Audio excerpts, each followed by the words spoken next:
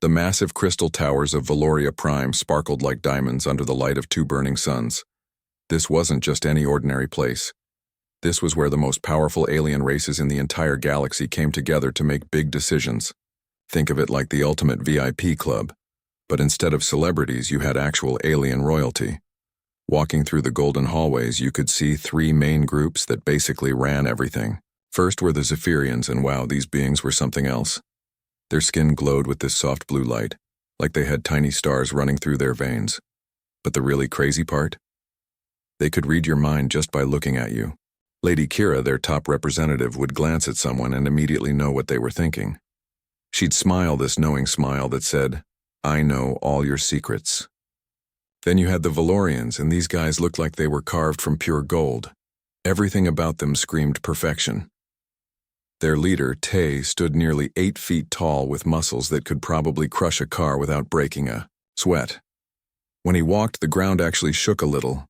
During the welcome ceremony, he casually picked up a stone pillar that weighed several tons, just to show off. The crowd went wild. The third group, the Nixians, were like watching liquid. Silver move around in human form. Their hair flowed like mercury. And Sue, their champion, could create these incredible light shows just by moving her hands. She'd wave her fingers and suddenly the air would fill with dancing colors that moved like living rainbows. Everyone would stop whatever they were doing just to watch. These three races had formed something called the Celestial Alliance. Fancy name, right? Basically, they thought they were the best thing that ever happened to the universe. And honestly, looking at their abilities, you could kind of see why they felt that way. But then there were the humans. Poor Ambassador Min sat at a table so far from the main action that she needed binoculars just to see what was happening. The human delegation had brought carefully prepared trade proposals, scientific research, and diplomatic offerings. Nobody even bothered to look at them.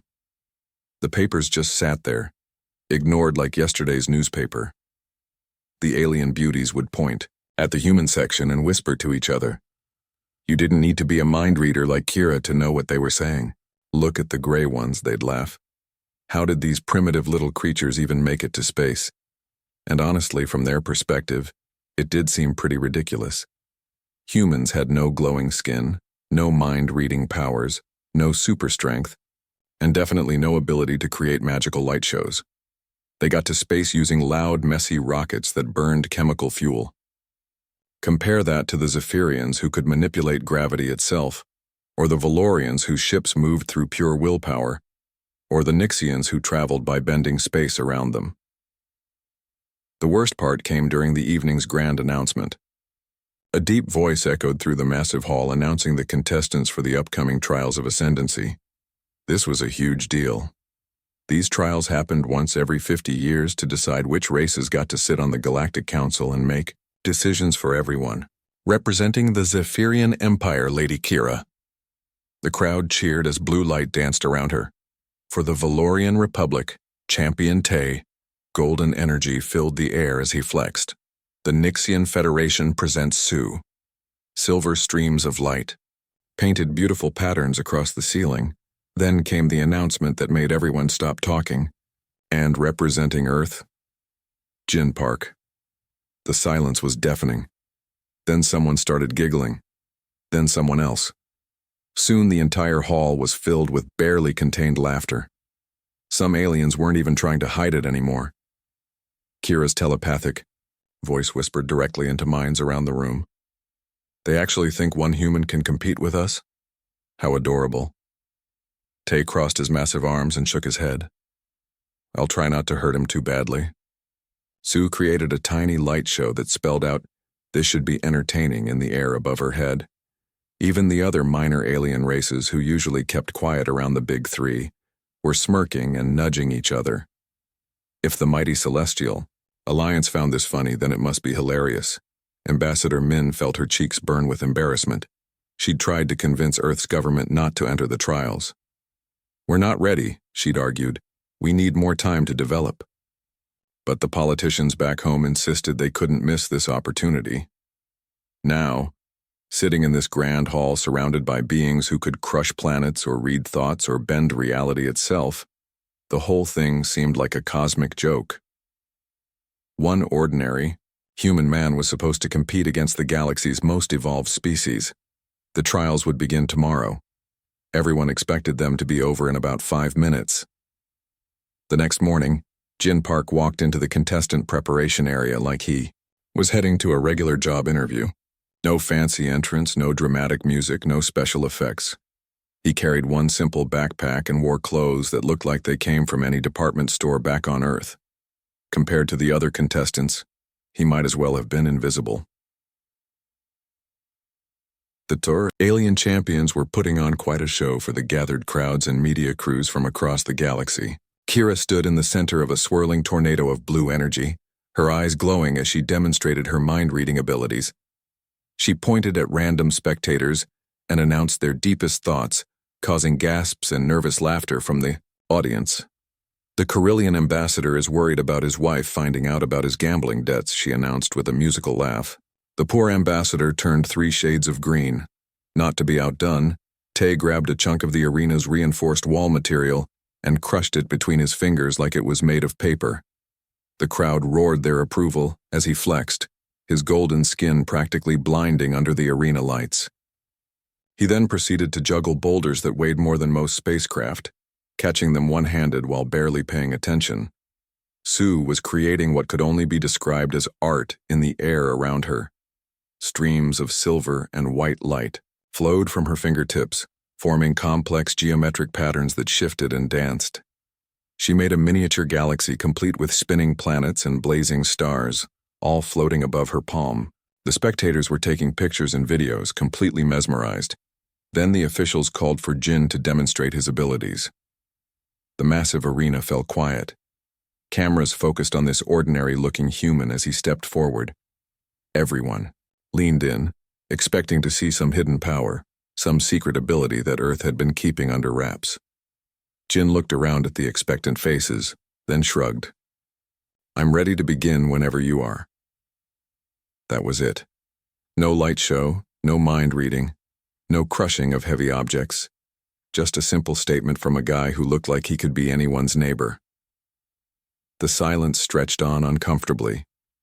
Finally, one of the trial officials cleared his throat. "Don't you want to demonstrate your special abilities?" "I don't really have any," Jin replied honestly. "I mean, not like theirs anyway." He gestured toward the other contestants. The crowd started murmuring. Some people looked confused, others seemed almost offended. How dare Earth waste everyone's time with someone so obviously unprepared? Kira rolled her eyes and sent a telepathic message that half the arena could hear. This is embarrassing for everyone involved. But the trials had to continue according to the rules, so the first challenge was announced. All contestants would face the labyrinth of echoing shadows, a massive, technological maze that stretched for miles underground. It was filled with shifting walls, energy barriers, and puzzles that required both physical strength and mental agility to solve.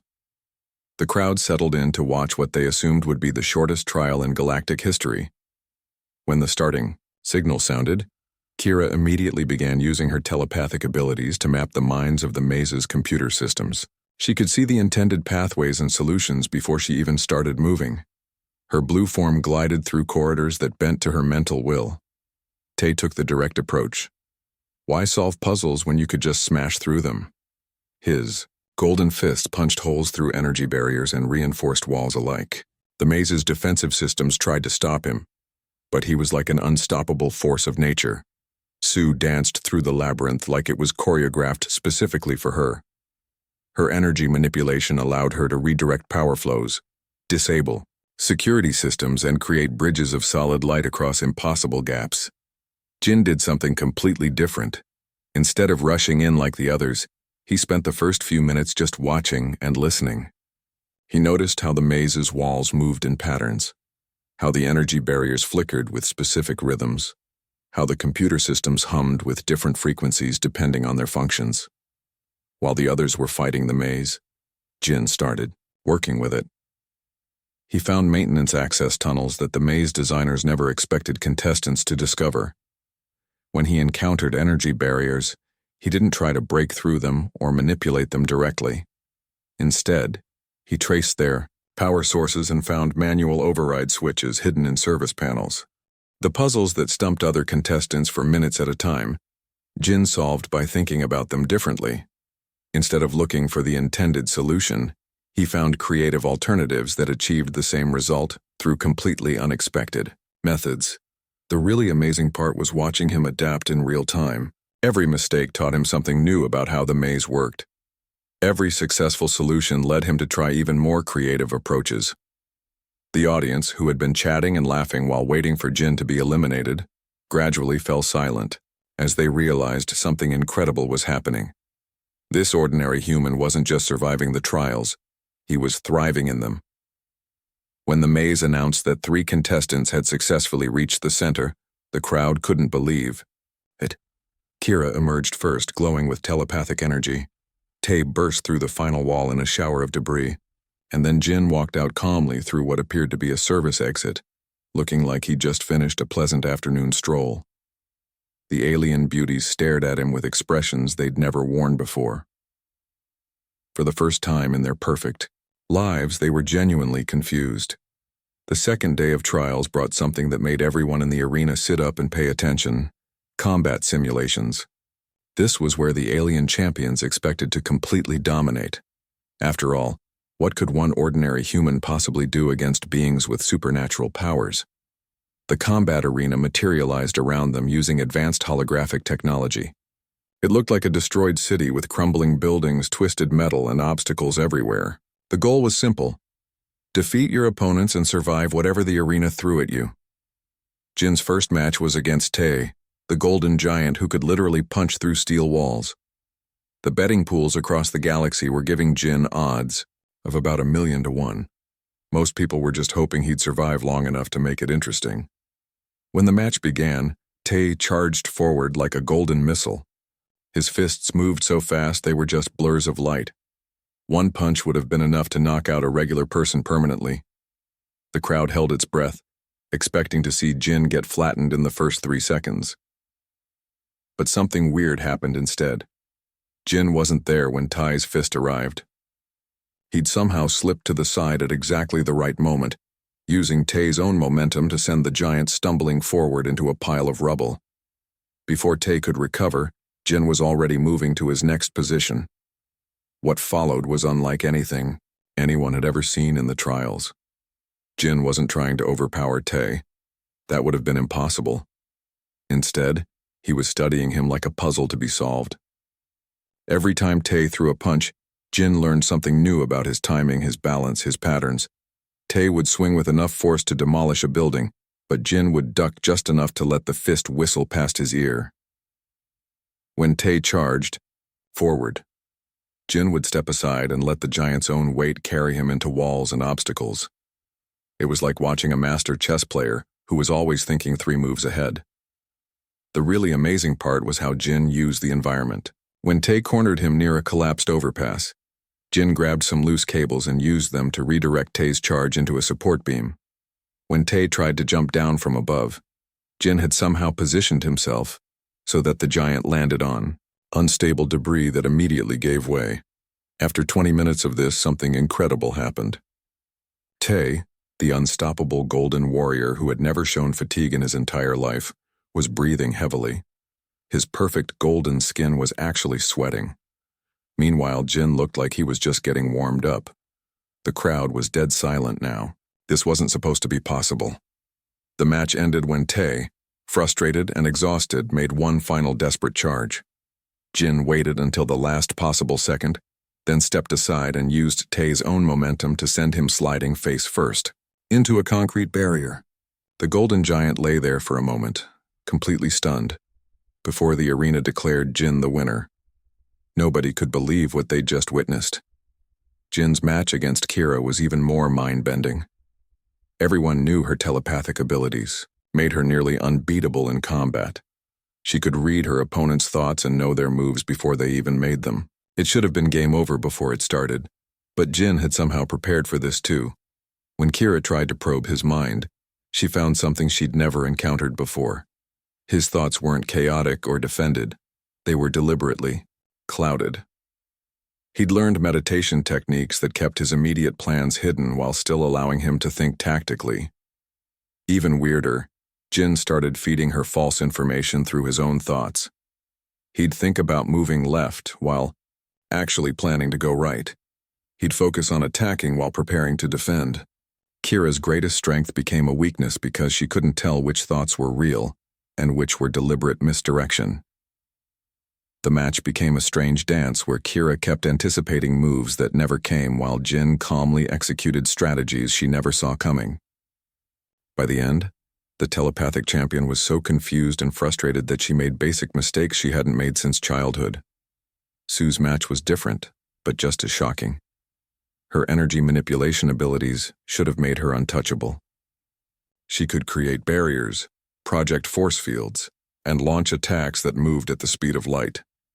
Jin's approach was brilliant in its simplicity. Instead of trying to fight her energy directly, he found ways to redirect it.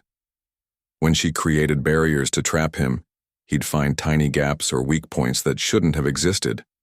When she launched energy attacks, he'd somehow position himself so they'd hit reflective surfaces and bounce back at her. It was like he could see the patterns in her energy before she created them. Every attack she made, Jin turned into a tool for his own advancement. By the end of the match, Sue was essentially fighting herself while Jin moved through her attacks like they were choreographed for his benefit. But the real revelation came. During the survival trial, the contestants were dropped on a hostile planet where the environment changed every few hours. Acid rain, extreme temperatures, toxic atmosphere, unstable ground, everything was designed to challenge even the most enhanced beings. The alien champions struggled immediately. Their specialized abilities meant nothing against unpredictable environmental hazards. Kira's telepathy couldn't read the minds of mindless natural disasters. Tei's strength was useless against atmospheric poison. Sue's energy manipulation required precision that the chaotic environment made impossible. Jin thrived. Within hours, he'd built a shelter from crashed ship debris that could adapt to changing conditions. He found water sources by reading landscape patterns. He created tools from garbage that worked better than the advanced equipment the other contestants had brought. When Sue got trapped in a collapsing canyon during a seismic event, it was Jin who organized the rescue mission. He didn't just save her life. He did it in a way that showed he'd been planning for exactly this kind of emergency since the trial began. For the first time, the alien beauties began to understand something that terrified them. Humans weren't weak despite their lack of supernatural abilities. They were strong because of it. The fourth trial was announced with great fanfare, and this time the stakes were higher than anyone had imagined. The arena transformed into a massive command center, with holographic displays, communication arrays, and real-time data feeds. But this wasn't just another competition. This was a live crisis simulation based on an actual emergency happening right now in a distant star system. The scenario was terrifying in its complexity. 15 colony ships carrying over 50,000 civilians were trapped in the Cathara system, where an ancient star was collapsing into a black hole. The gravitational forces were tearing apart space itself, creating energy storms that knocked out most technology. The ships were losing power. Life support was failing, and they had maybe 6 hours before everyone aboard would be dead. Each contestant had to develop a comprehensive rescue plan using available military and civilian resources scattered across 3 nearby systems. The catch? Whatever plan they submitted would actually be transmitted to the real rescue coordinators. This wasn't just a test anymore. Real lives hung in the balance. The pressure was enormous. Millions of beings across the galaxy watched as their champions faced the ultimate challenge. Kira immediately began using her telepathic abilities to coordinate with rescue fleet commanders. Her approach was elegant and direct. Establish mental links with key personnel, override their decision-making processes when necessary, and create a unified command structure under her control. Within minutes, she had dozens of ships moving toward the crisis zone, but then the problem started. The psychic interference from the collapsing star was unlike anything she'd ever encountered. Every time she tried to maintain a telepathic link across interstellar distances, the cosmic chaos would disrupt her connection. Worse, the different alien species in the rescue fleets had completely different mental structures. What worked with one race caused painful confusion in another. After 2 hours of increasingly frantic attempts, Kira's rescue plan was falling apart. Ships were arriving at the wrong coordinates, commanders were receiving conflicting orders, and several rescue vessels had nearly collided because of miscommunication. Tay's approach was more straightforward. He wanted to lead a strike force directly into the disaster zone, using brute force to physically pull the colony ships to safety. His plan involved specially reinforced vessels that could withstand the gravitational chaos while he personally guided each ship to safety using his incredible strength. The plan looked impressive on paper, but reality proved more complicated. The gravitational forces weren't just strong, they were unpredictable and constantly changing. Tay's ships kept getting caught in gravity wells that shifted without warning. Even worse, trying to physically move massive colony ships required precision and delicate touch that pure strength couldn't provide. When Tay attempted to guide the first ship to safety, his efforts nearly tore it apart. Sue tried to solve the crisis through energy manipulation. Her plan involved creating stable, energy corridors that would allow the ships to escape the gravitational chaos. She worked for hours, weaving complex patterns of force that stretched across millions of kilometers. Her light shows were absolutely beautiful, and for a while it looked like she might succeed. But maintaining energy constructs across such vast distances while compensating for constantly changing gravitational fields proved impossible. Every time she stabilized one part of her energy network, another section would collapse. The more complex her solutions became, the more likely they were to fail catastrophically. Then Jin stepped up to the command console. Instead of trying to impose a single brilliant solution, he started by doing something that seemed almost boring. He began making lists. Lists of available ships, their capabilities, their current locations, and their crew compositions. Lists of the colony ships, their damage reports, their passenger manifests, and their remaining resources. Lists of possible escape routes, backup, plans, and contingency options. While the others had focused on their individual strengths, Jin was looking at the entire picture as a massive coordination problem. He wasn't trying to control everything. He was trying to understand everything. His first breakthrough came when he noticed something the others had missed. The colony ships weren't just randomly scattered through the disaster zone. Their positions actually formed a pattern that could be exploited. Instead of trying to rescue each ship individually, Jin developed a plan where the ships would rescue each other in a carefully choreographed sequence. But the real genius of his approach became clear when he started assigning tasks to the rescue fleets. Instead of giving everyone the same orders, Jin had studied each ship's capabilities and each crew's strengths. He gave the fast, maneuverable ships the job of carrying supplies and personnel between larger vessels. He assigned the heavily armored ships to shield operations in the most dangerous areas. He put the ships with the best communications equipment in charge of coordinating different parts of the rescue. Most importantly, Jin didn't try to do everything himself. He created a command structure where different rescue coordinators handled different aspects of the operation, but everything was connected through backup communication systems that could function even when primary networks failed. When Kira saw Jin's coordination plans, something clicked. Instead of trying to control everyone's minds directly, she could use her telepathy to facilitate communication between species that normally couldn't understand each other. Under Jin's framework, her abilities became incredibly valuable instead of overwhelming. Tay realized that his strength was most effective when used precisely rather than broadly.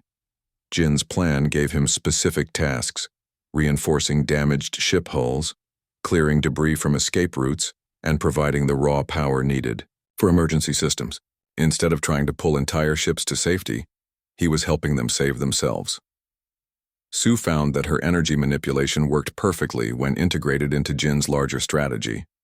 She could create temporary communication relays, provide emergency power to critical systems, and stabilize dangerous gravitational fluctuations, but only when these efforts were part of a coordinated plan rather than isolated solutions. As the rescue operation unfolded in real time, something extraordinary happened. The alien champions, despite their incredible individual abilities, were following strategic guidance from a human who had no supernatural powers at all.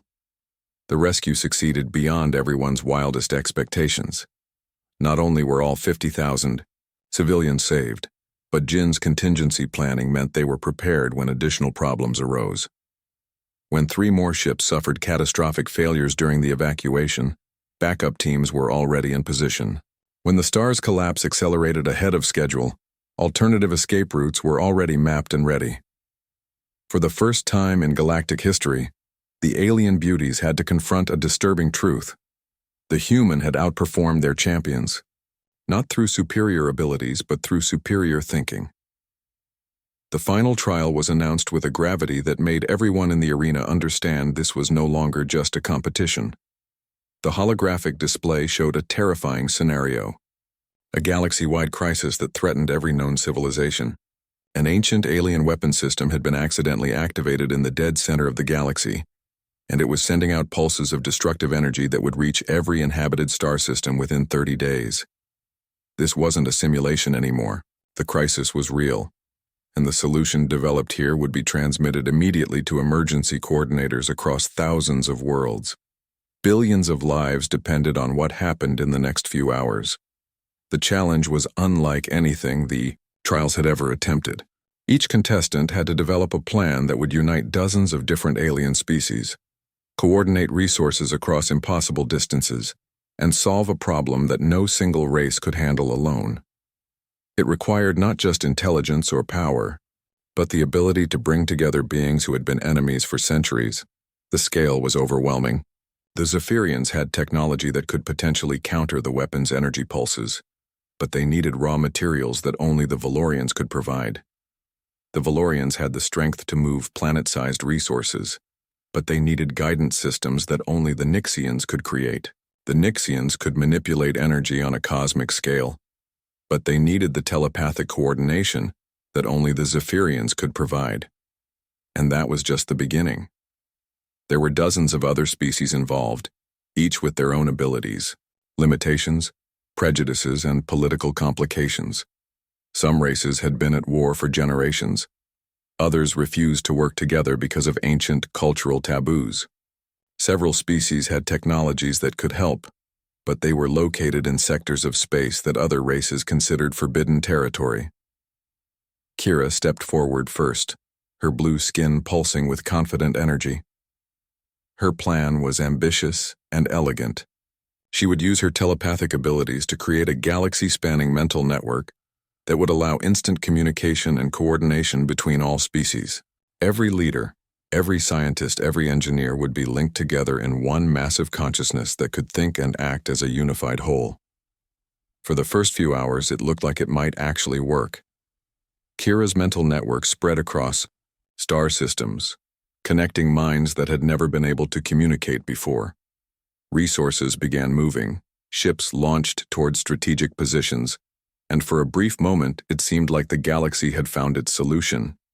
Then, everything started falling apart. The problem was that different species didn't just have different languages, they had completely different ways of thinking. When Kira tried to link a logical Valorian mind with an intuitive Nixian consciousness, the result was mental chaos for both beings. The telepathic network that was supposed to unite everyone instead created confusion, fear, and in some cases, complete psychological breakdowns. Worse, many species saw Kira's mental influence as an invasion rather than cooperation. Ancient fears about telepathic domination surfaced, and several major civilizations began withdrawing from the coordination effort entirely. Within 6 hours, Kira's galaxy-wide network had collapsed into fragments, leaving everyone more isolated than when they started. Tay's approach was more direct but equally problematic. His plan focused on using raw strength to overcome every obstacle through sheer force of will. He wanted to establish military command structures across the galaxy, with himself as the supreme commander who would make all major decisions and enforce them through Valorian military might. The plan had a certain brutal logic to it. Under military discipline, the various species would have to work together whether they wanted to or not. Resources would be allocated efficiently, orders would be followed without question, and the massive logistical challenges would be handled through established chain-of-command protocols. But Tay had fundamentally misunderstood the nature of the crisis. This wasn't a war that could be won through superior firepower. It was a puzzle that required creative solutions from every available source. When civilizations felt like they were being conquered rather than rescued, they began hiding their most advanced technologies and withholding crucial information. Several key species actively started sabotaging the coordination effort rather than submit to Valorian domination. Sue's plan was the most visually spectacular. She wanted to create massive energy constructs that would span entire star systems, essentially building a galaxy-wide machine that could absorb and redirect the ancient weapon's destructive pulses. Her demonstrations showed beautiful streams of light connecting planets and moons in intricate patterns that pulsed with cosmic rhythm. The technical aspects of her plan were brilliant, and for a while it seemed like pure energy manipulation might be the answer. But as Sue worked to coordinate her efforts across such vast distances, the same problems emerged that had plagued her in earlier trials. The energy constructs required constant maintenance and adjustment, and the more complex they became, the more likely they were to fail catastrophically. Even worse, her plan required every participating civilization to make modifications to their planetary defense systems that would leave them completely vulnerable if anything went wrong. Most species were simply not willing to take that risk, especially when they didn't fully understand the technology involved. Then Jin approached the command center. Instead of trying to impose a single overarching solution, he began by doing something that seemed almost insulting in its simplicity. He started having conversations, not grand speeches or telepathic announcements or displays of power, just one-on-one talks with representatives from different species. He spoke with the Aquarian ambassador about their underwater cities and their unique perspective on fluid dynamics. He discussed crystalline growth patterns with the Silicate Confederation. He learned about the hive mind's collective decision-making processes and the Wanderer fleet's nomadic resource management systems. To everyone watching, it looked like Jin was wasting precious time on small talk while the galaxy faced extinction. But something remarkable was happening in those conversations. Jin wasn't trying to get anyone to do anything. He was trying to understand what everyone could do.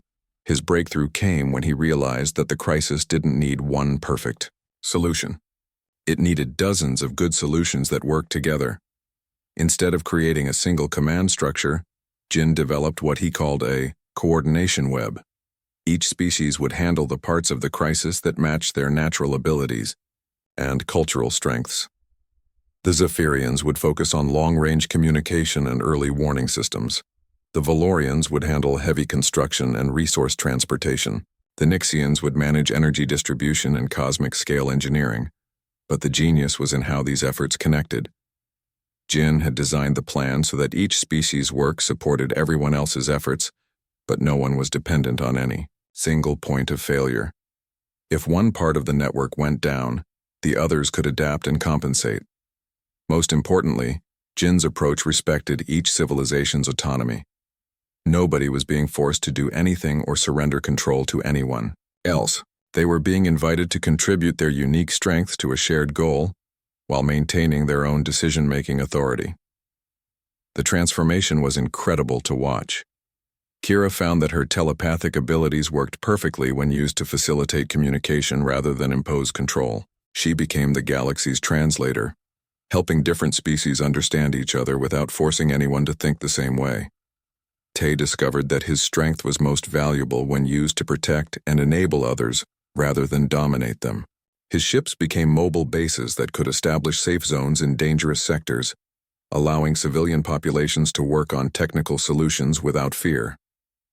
Sue's energy manipulation became the glue that held everything together. Instead of trying to create one massive construct, she built thousands of smaller energy relays that connected different parts of Jin's coordination network.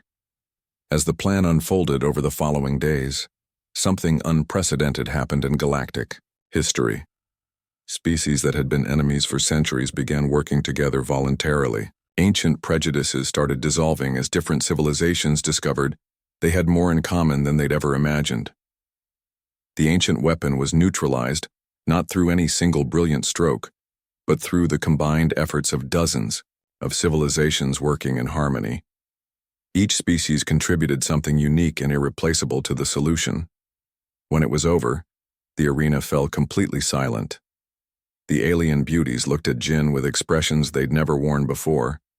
Not just respect, but genuine admiration and something that might have been awe. The victory announcement was almost anticlimactic. Everyone already knew who had won, but what happened next was more important than any trial result.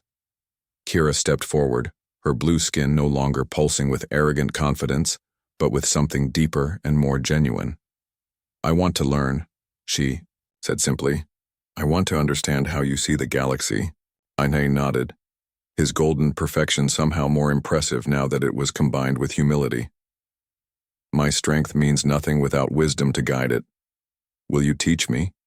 Sue's light displays had become more beautiful than ever, but now they seemed to reflect something beyond mere technical skill. "I've spent my whole life creating pretty patterns," she said. "You showed me how to create something meaningful." The Celestial Alliance's offer of full membership to humanity was almost an afterthought. What mattered was that the galaxy's most advanced species had finally encountered something they'd never imagined possible. A form of evolution that valued cooperation over domination, adaptability over specialization, and wisdom over raw power. Jin stood among them, still looking like any ordinary human you might meet on a street corner back on Earth. But now everyone understood what he represented. Humans weren't the galaxy's strongest species or the smartest or the most technologically advanced. They were something potentially more valuable, the galaxy's best partners in an unpredictable universe. The trials were over, but the real adventure was just beginning.